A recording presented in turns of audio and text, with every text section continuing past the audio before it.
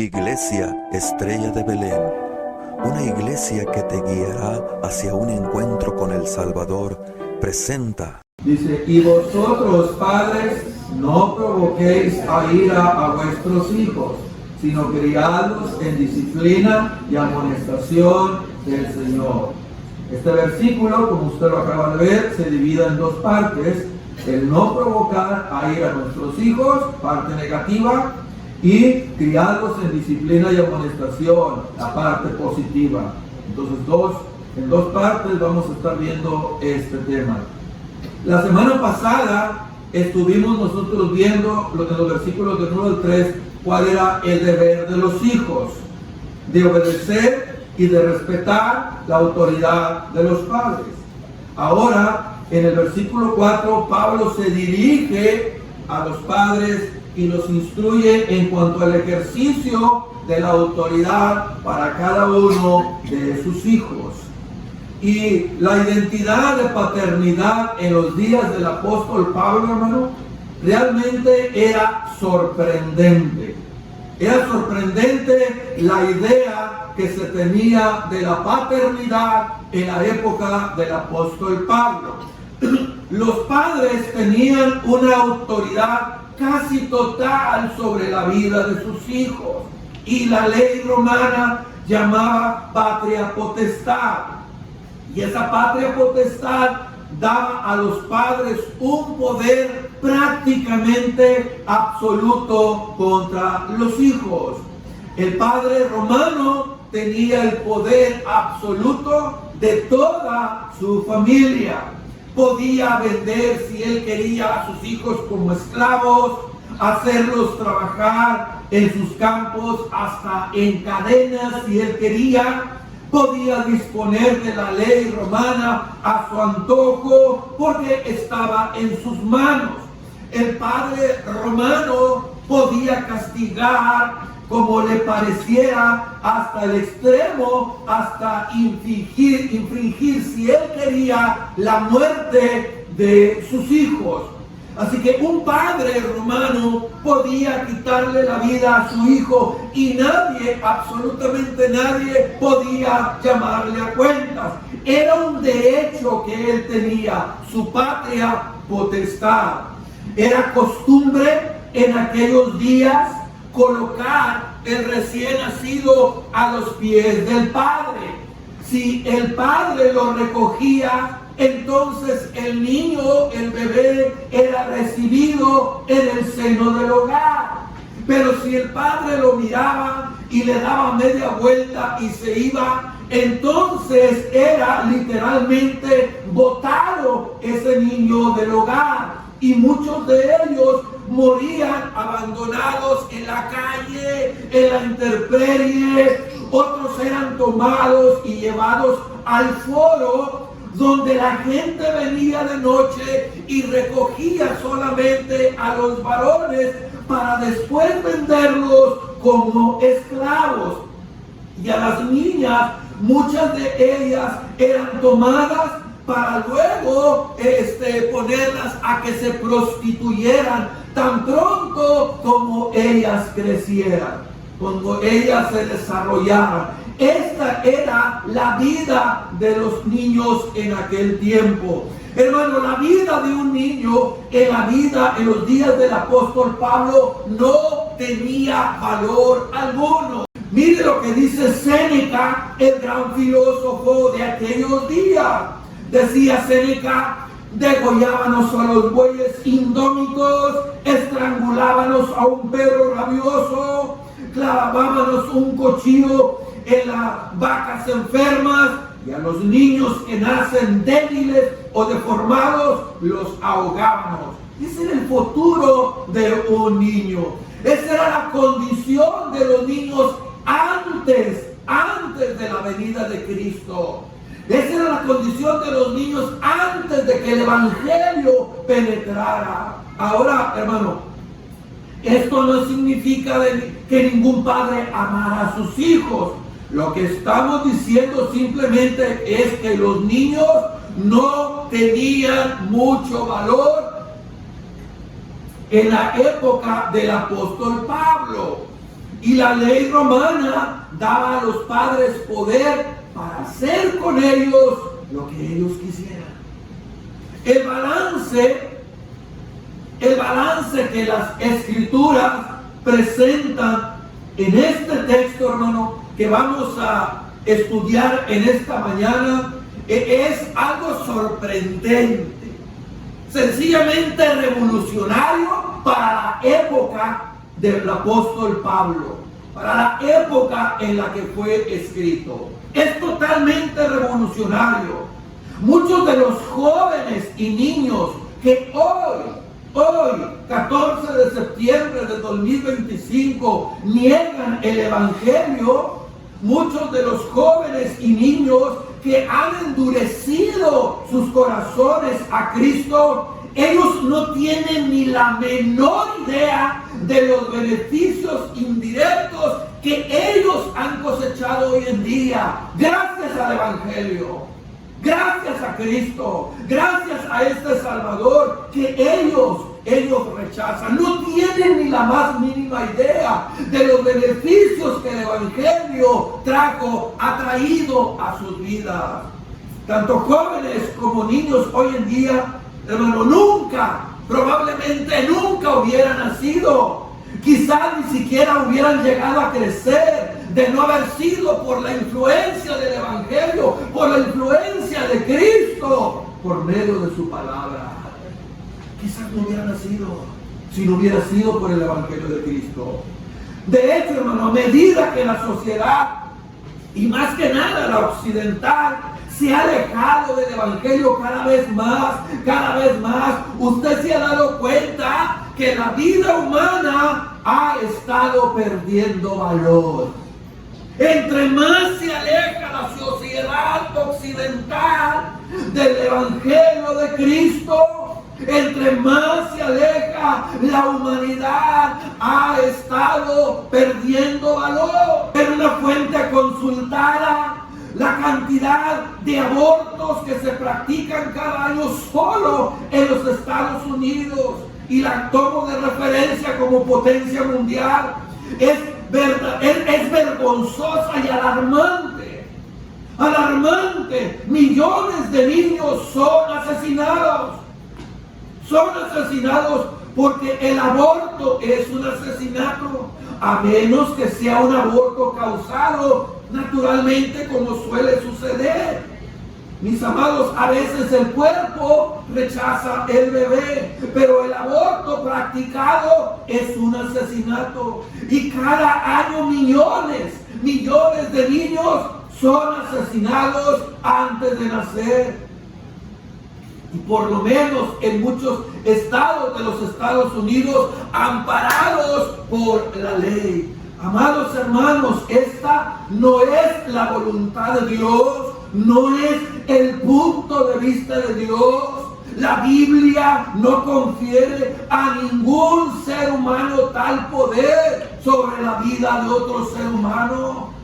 Para Dios, la vida de un niño es extremadamente valiosa. Y por eso nos manda a tener sumo cuidado como la manera en que los tratamos, la manera en que los educamos. La Biblia nos otorga, nos provee un balance en su punto de vista para el hogar, en cómo es que se debe de llevar.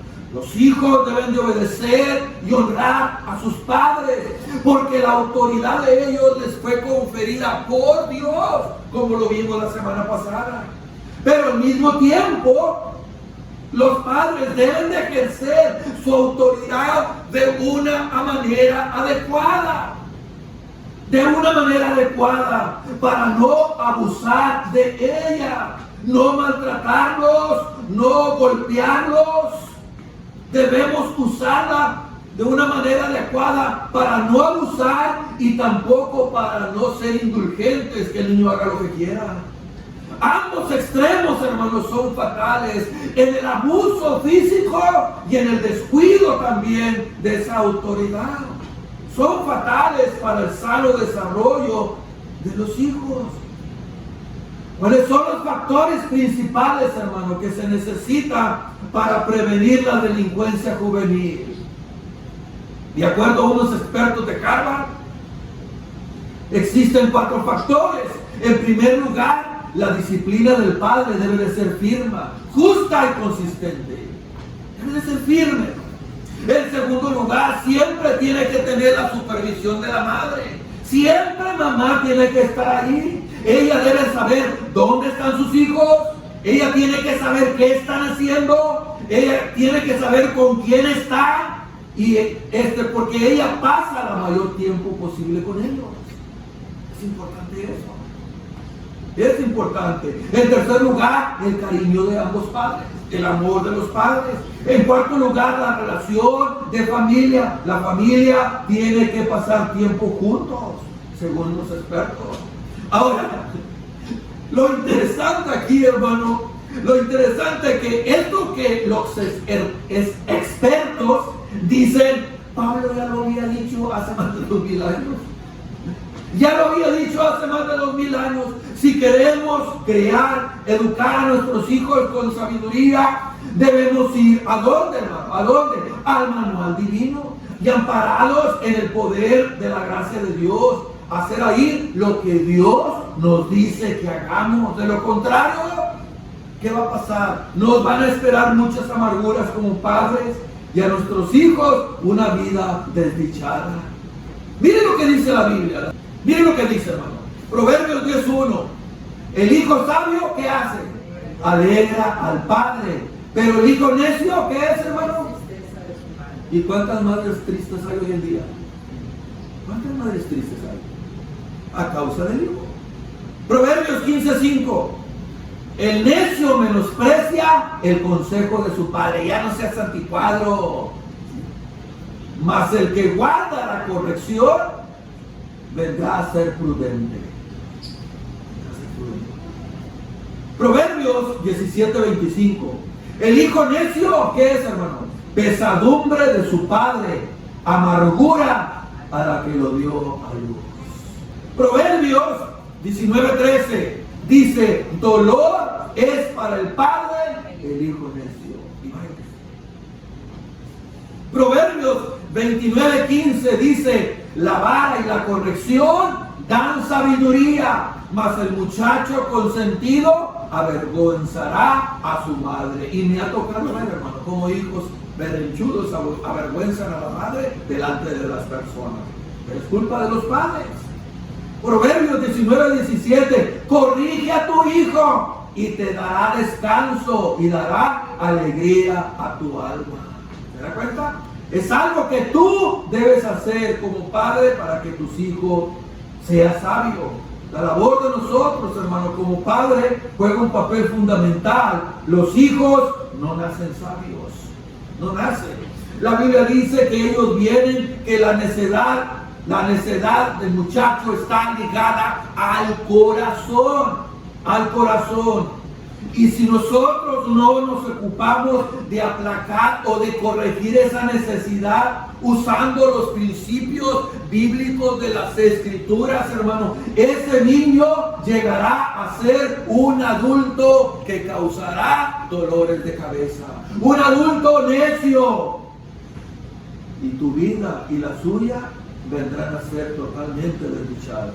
Mire, Pablo presenta, hermano, en Efesios 6, como les dije, dos caras en una misma moneda. Negativamente, como les dije, lo que no debemos hacer, provocarlos a ira.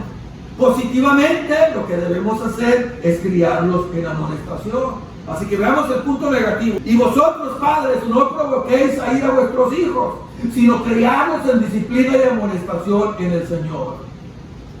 Aunque la palabra en griego, padres, hace referencia aquí a los varones, no por eso se refiere solamente a ellos. Hace hincapié tanto en el papá como en la mamá, en los dos. Así que Pablo ha estado hablando acerca de ambos padres en los 3 versículos que leímos la semana pasada, y es probable que aún tenga en mente a ambos al usar este término padres en el versículo 4. Es la misma palabra que se utiliza en Hebreos capítulo 11, versículo 23, para hacer referencia a los padres de Moisés. Puesto que un padre era la figura dominante del hogar de aquel tiempo, era con mayor frecuencia el responsable de provocar a ira a sus hijos. Ahora, la expresión que se menciona ahí, provoquéis a ira, aquí nos sugiere un patrón repetitivo, un patrón continuo de trato personal que constituye al desarrollo gradual del enojo y del resentimiento del hijo, enojo y resentimiento profundo que tarde o temprano, mis amados hermanos, se va a desbordar y va a terminar en hostilidad extrema. Amados hermanos, debemos poner todo nuestro empeño en no provocarlos a ira. Esta es la advertencia que el apóstol Pablo nos está dando aquí. Y dice Colosenses 3:21, padres, no exasperéis a vuestros hijos para que no se desalienten. Dice Martin Lloyd-Jones, me encanta lo que dice Martin Lloyd-Jones, cuando estás disciplinando a un hijo, primero debes de controlarte a ti mismo. ¿Qué derecho tienes de decirle a tu hijo que él necesita disciplina cuando obviamente tú le necesitas? Tremendo, hermano. La pregunta es, ¿cuáles son las cosas que hacen los padres que provocan a ira a los hijos o se desalientan, hermano? Hay varias. ¿Cuáles son esas cosas? Eso es lo que vamos a ver. ¿Cuáles son esas cosas que hacemos como padre que terminamos desalentando o amargando a nuestros hijos? Una de ellas es la sobreprotección con buenas intenciones. Es una causa común para el resentimiento de los hijos, la sobreprotección.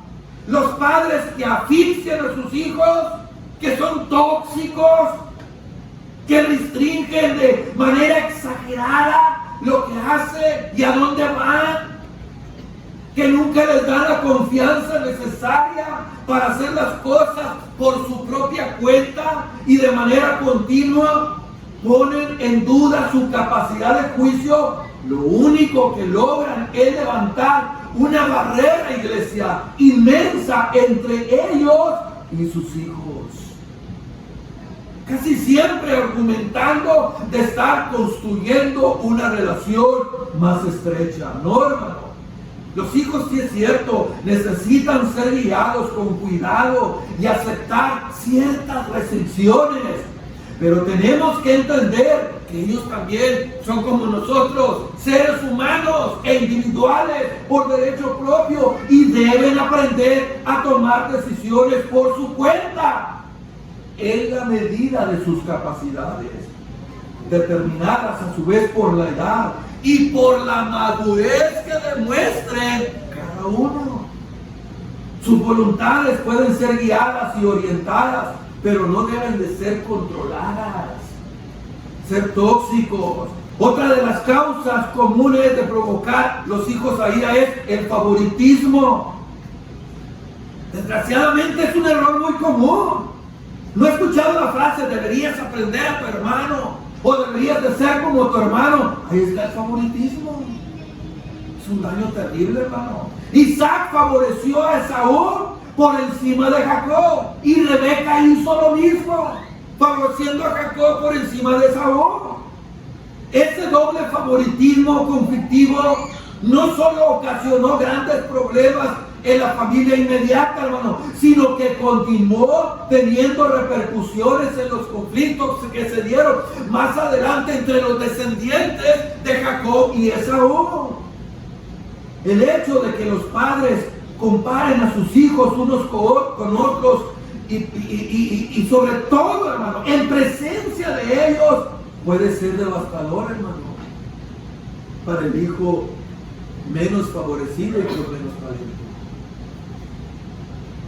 Tendrá la tendencia a desanimarse, a resentirse, a aislarse y a marcarse. Yo tengo dos hijos completamente diferentes, hermano. Son un contraste los dos. Pero los amo de igual manera. Y no tengo favoritos. No tengo favoritos. A los dos los amo por igual. Otra tercera forma en que los padres provocan a sus hijos es con el empuje excesivo hacia logros de metas por fuera de los límites razonables. Un hijo puede sentirse tan presionado en tener éxito que prácticamente queda totalmente aniquilado, destruido, al darse cuenta de que nada que haga puede satisfacer o puede agradar a sus padres. Tan pronto alcanza una meta, es retado de nuevo a hacer algo mejor, Hay padres que tienen expectativa de 100 de los hijos. Hermano, pero somos imperfectos. A veces como padres llegamos a 50 o 60 hasta ahí y ellos quieren expectativa. No, lo que tenemos que hacer es bajar las expectativas y subir los logros. Mire, existen padres, hermano, y vaya que hay. Existen padres que tienen fantasías sobre sus propios logros por medio de las habilidades atléticas de sus hijos. Hay madres que fantasean con una carrera célebre y como ellas no la tuvieron, entonces meten a sus hijos y los empujan a sus hijos. Usan a sus hijos para poder lograr lo que ellos no pudieron hacer. Eso es terrible. Eso es terrible. Y lo que hacen con eso es prostituir su responsabilidad como padre. Ellos no lograron eso. Y como saben que su hijo tiene aptitudes, ellos quieren utilizar a su hijo para lograr lo que ellos no pudieron. ¿Es terrible, hermano? Es terrible. Otra cuarta manera como los niños son provocados a ira es mediante el desánimo. Un hijo, hermano, que nunca es elogiado, que nunca es animado por sus padres, está destinado a tener problemas. Si siempre se le dice lo que está mal, nunca se aprecia lo que está bien, en poco tiempo perderá la esperanza y se convencerá que es incapaz de hacer bien cualquier cosa.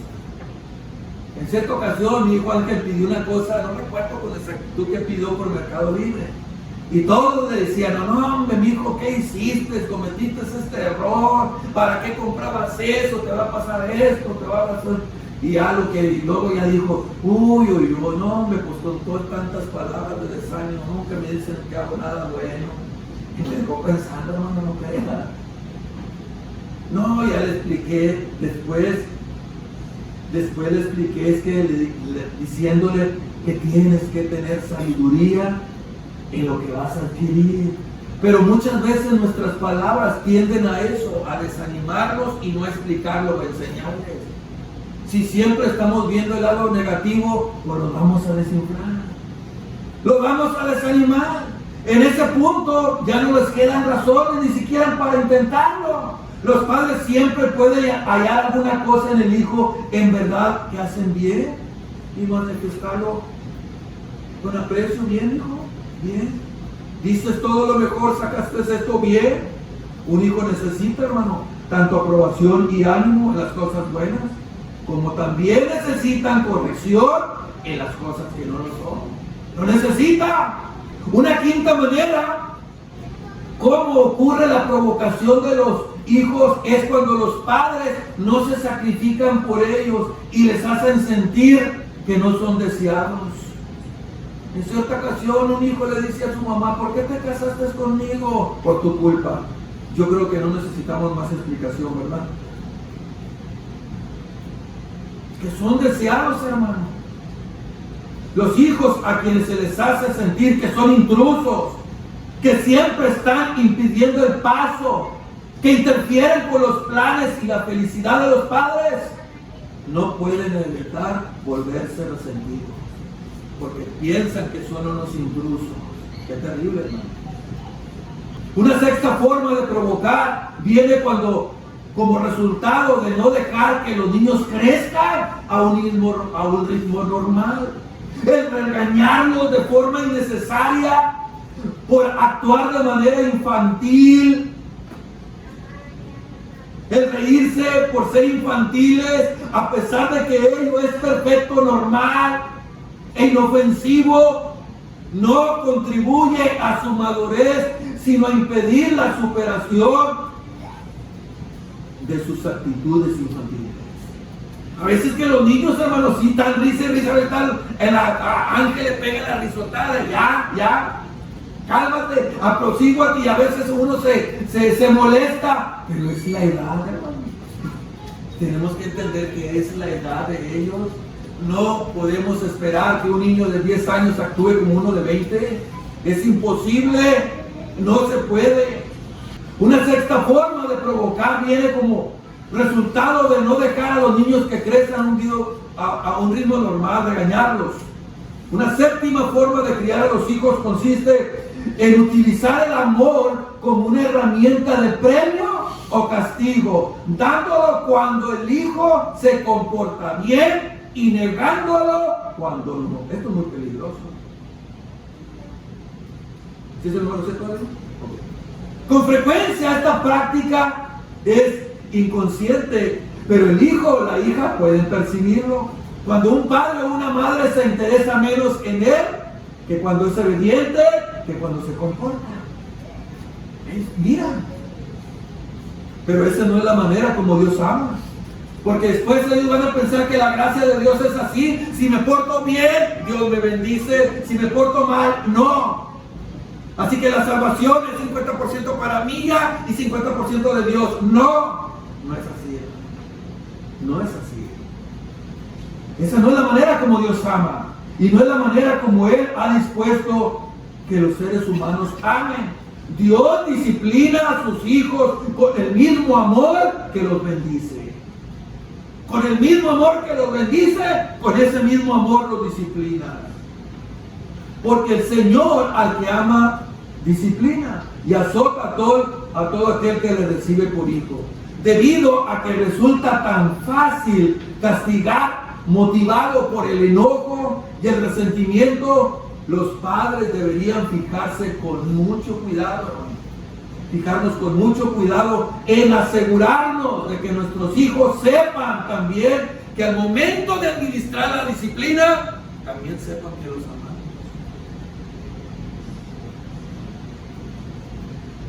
Porque hay padres, hermanos, que en realidad, o sea, los disciplinan y los castigan y les pegan con odio, como si quisieran matar al niño. Y pues no debe de ser así. No debe de ser así. Una octava forma de provocar a los hijos es en el maltrato verbal y físico. Mire, los niños golpeados, hermanos, son una tragedia cada vez mayor en la actualidad. Ayer me platicaron algo que por respeto, hermano, no se lo digo. De lo que obligaron a una niña a hacerlo. Por respeto no se lo digo. Pero, híjole, no. Los niños golpeados son una tragedia cada vez mayor en la actualidad. Incluso padres cristianos, y sobre todo el papá, en ocasiones reacciona de manera excesiva y le pegan a sus hijos mucho más duro de lo necesario. Mucho más duro. La disciplina física, hermano, apropiada, no es una cuestión de ejercer autoridad o fuerza superior, no.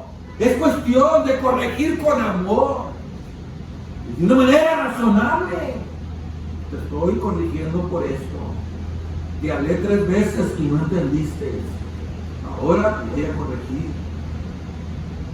Los hijos, hermano, también son abusados verbalmente. Un padre con facilidad puede imponerse sobre su hijo con palabras, al igual que con fuerza física.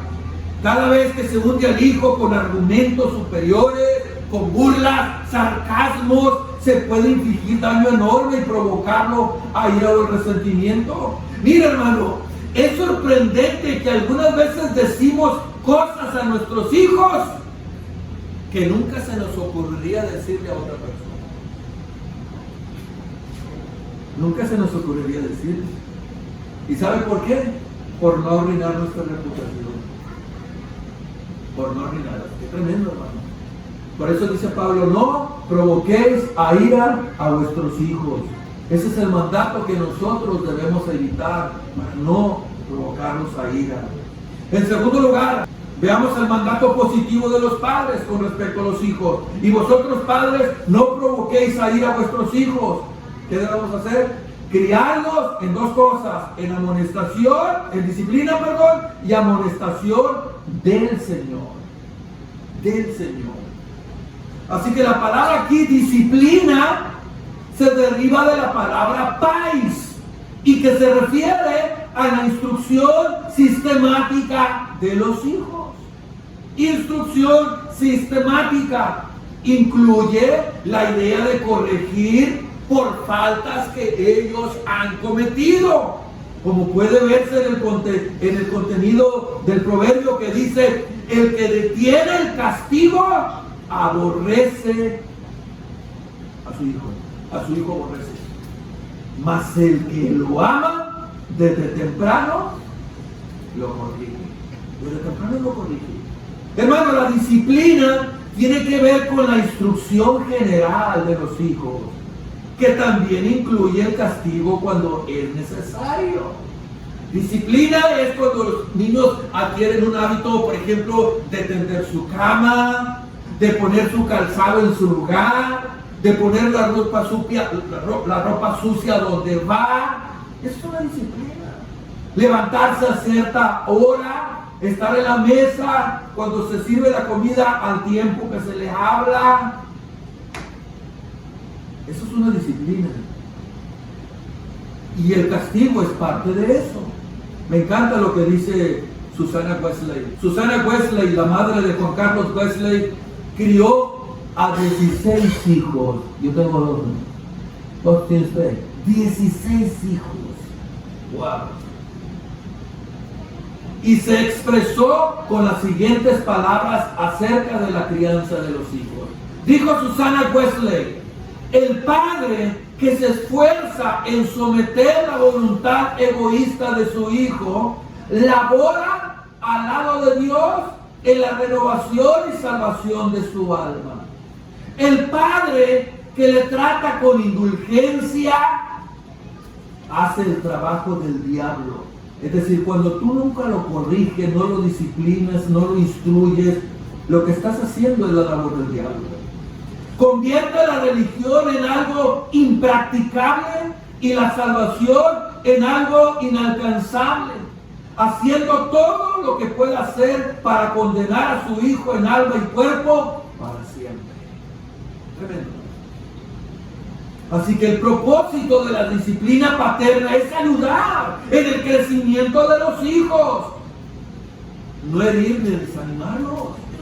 La paternidad, querido, no es fácil. Requiere, hermano, de mucha paciencia para formar a los hijos con amor, de manera que honren ellos a Cristo. La frustración y el enojo, eso no nos debe llevar a motivar, a disciplinarlos, y a veces como padres nos equivocamos. En cambio, los padres deben de actuar con amor, tratando a sus hijos como Cristo trató a las personas que Él amó. No porque yo los amo mucho, voy a dejarlos sin corrección sabiendo que ellos están mal o actuaron mal. Tengo que corregirlos y castigarlos, pero hacerlo con amor, como el Señor lo hace conmigo. Esto es vital, hermano, en el desarrollo de los hijos y en el concepto que ellos tengan del Señor. Que ellos tengan del Señor. A eso se refiere Pablo en criarlos en disciplina. En segundo lugar, en amonestación. En amonestación. Y esa palabra tiene el significado literal de colocar en la mente. Colocar en la mente e incluye la corrección. Es decir, se refiere al tipo de instrucción que se encuentra en el libro de los Proverbios, donde el enfoque principal está en la instrucción y en la enseñanza de los hijos. Coloca en la mente toda esa instrucción.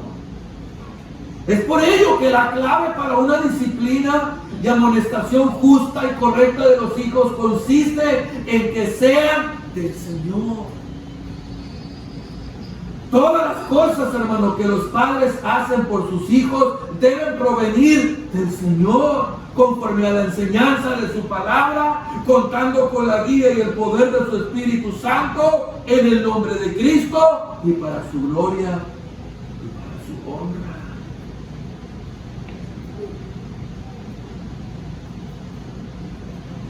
Un padre cristiano confesó lo siguiente. Dijo: todos en mi familia son mayores y los hijos se han ido, pero si tuviera que hacer todas las cosas de nuevo, dice este padre, esto es lo que haría. Amaría más a mi esposa frente a mis hijos. Me reiría más por mis hijos, tanto de nuestros errores como por nuestras alegrías. Escucharía más incluso al más pequeño de todos. Sería más honesto acerca de mis propias debilidades, sin aparentar jamás ser perfecto. Oraría de una forma diferente por mi familia. En lugar de enfocarme en ellos, lo haría en mí. Haría más cosas al lado de mis hijos. Les animaría y elogiaría mucho más. Prestaría más atención a las cosas pequeñas, con mucho más actos y palabras de consideración. Hablaría sobre Dios de una manera más íntima con mi familia. Todas las cosas de la vida diaria que sucedieran en un día corriente las usaría para dirigir sus mentes y sus corazones a Dios. Como dijo un doctor, dice: yo sé que no fui buen padre con mis hijos, ahora ya están casados. Nosotros tenemos aún, hermanos, hijos pequeños, adolescentes. Tenemos adolescentes. ¿Qué cambiaríamos, hermano, ahora que tenemos tiempo? Termino con Susana Wesley. Susana Wesley, madre de John Wesley, tenía 10 reglas para educar a sus hijos. 10 reglas. La primera es: destruye el egoísmo de tus hijos y colabora en la salvación de sus almas. Es una regla. Enséñales a orar tan pronto empiecen a hablar. No les des nada que pidan llorando, sino lo que lo pidan con educación. No castiguen las faltas, que confiesen enseguida, y de las que tú ves que se arrepintieron. No permitas que ningún acto pecaminoso pase sin castigo. En sexto lugar, no castigues nunca al niño 2 veces por la misma falta. Alienta y premia la buena conducta. Fomenta el respeto por la propiedad ajena, incluso en las cosas más insignificantes. Cumple todas las promesas que hagas a tus hijos. ¿Cuánto hemos fallado ahí? No obligues a trabajar a tus hijos antes de que sepan leer bien. Eso lo hizo Susana Wesley con sus 16 hijos. Y eso para nosotros también, hermano, como padres, es importante para nuestros hijos. Y a usted para sus nietos y bisnietas, no se escapa. Para corregirlos y para enseñarles. Y más cuando mamá se los dice: mami, aquí estoy, cuídame a mis hijos, ahorita vengo, voy a hacer. Aproveche, hermano, ahí para enseñarles, para instruirlos en el camino del Señor. Amén. Póngase de pie.